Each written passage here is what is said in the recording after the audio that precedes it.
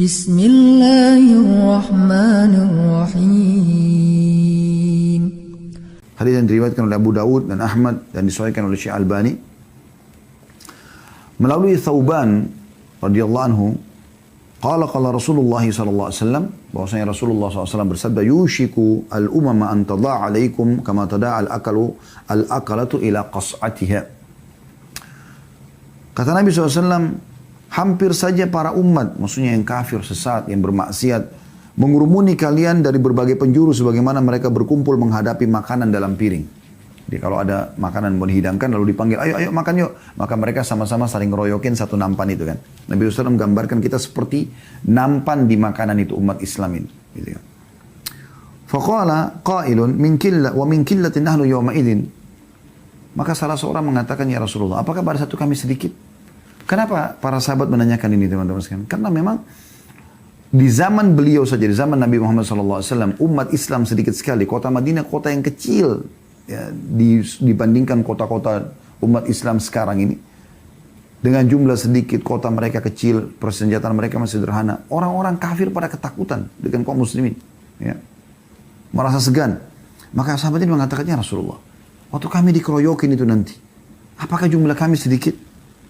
Qala bal antum yawma idin katsir. Ketahuilah pada hari itu kalian sangat banyak. Sekarang jumlah kita miliaran umat Islam. Walakinnakum gutha'u ka gutha'is sail. Tapi pada saat itu kalian seperti buih di lautan. Ya. Buih di lautan yang tidak ada, ya,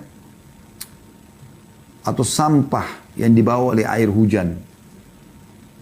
Jadi kayak bawa arus dan nggak ada nilainya gitu ya. Wala yanzi'anna Allahu min suduri aduwikum al-mahabata minkum. Pada saat itu Allah sudah mencabut rasa segan dari musuh-musuh kalian. Wala yaghzifanna Allahu fi qulubikum al-wahan. Dan pada saat itu disebabkan dalam hati kalian tertanam penyakit wahan. Faqala qailun ya Rasulullah wa mal wahan. Intinya di sini sebenarnya, kata seseorang, ya Rasulullah, apa itu wahan? Yang membuat akhirnya kami lemah, kami bisa dikeroyok oleh musuh. Ya. Kata Nabi SAW, qala hubbud dunya wa karahiyatil maut. Ini kuncinya. Cinta dunia, takut berpisah dengan dunia, dan juga benci dengan kematian. Seharusnya seorang mukmin atau setiap mukminah, ya, itu menjadikan target mati itu sebagai target dia.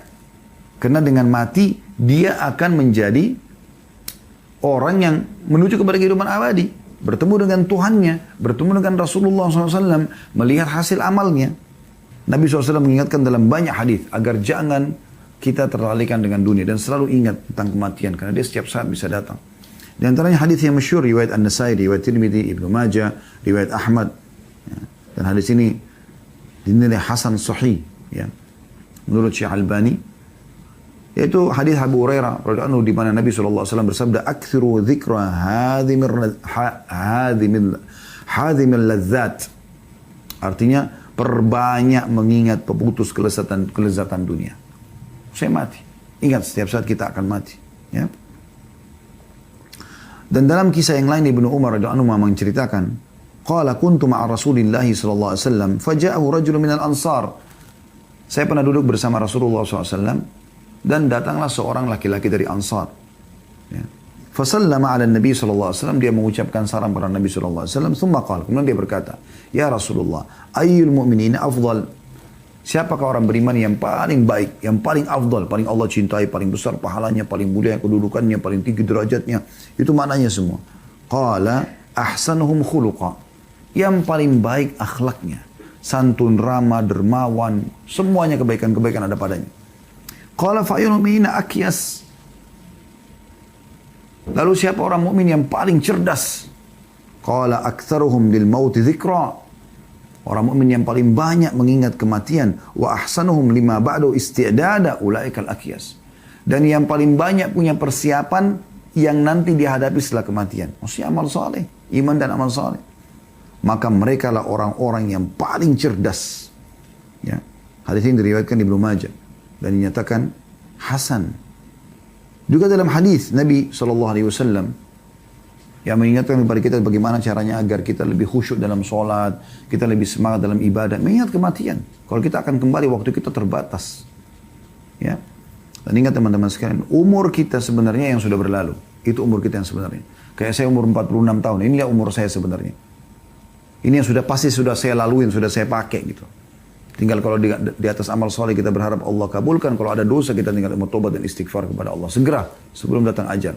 Jangan selalu berangan-angan dengan yang akan datang. Allahu alam. Berapa umur kita Allah kasih. Semoga Allah panjangkan umur kita di atas ketaatan. Tapi kita tidak pernah tahu berapa banyak lagi umur kita.